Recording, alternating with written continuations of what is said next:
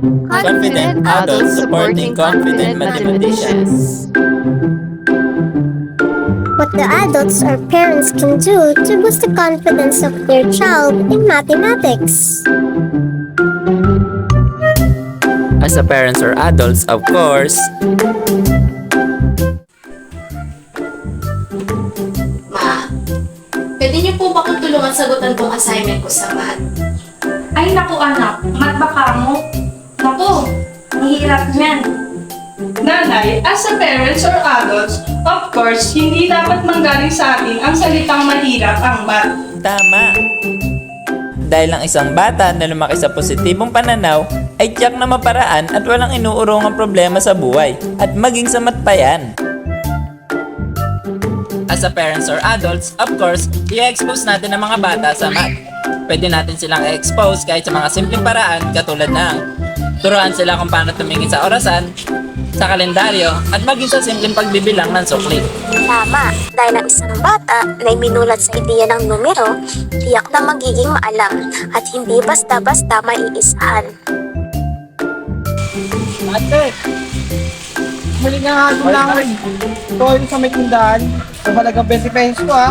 Bago ako umalis, bilangin muna, may sukli pa yan.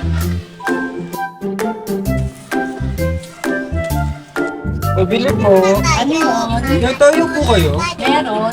Isa nga. 12. Ito po. Sorry. 20 bawasan ng 12. 8 pesos dapat ako sa kuligo. 1, 2, 3, 4, 5, 6, 7, 8. 8 nga, tama. As a parent or adult, of course, kapag nagpatawag ng meeting si teacher, kailangan nandoon tayo para malaman natin mula kay teacher kung paano natin matutulungan ang ating mga anak sa kanilang academic performance, pati na rin sa math. Tama. Dahil ang magulang ko nakakatanda na hindi nahuhuli sa talakayang pang-akademiko ay tiyak na laging handa sa mga tanong ng mga anak o kapatid nila. Hindi lang yun, nade-develop din ang ating mga relasyon sa kanila.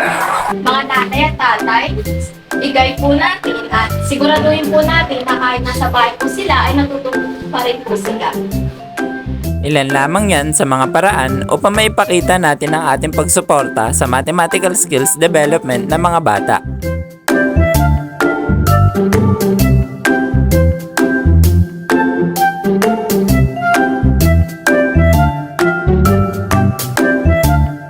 Sana ay marami kayong natutunan. Thank you and God bless!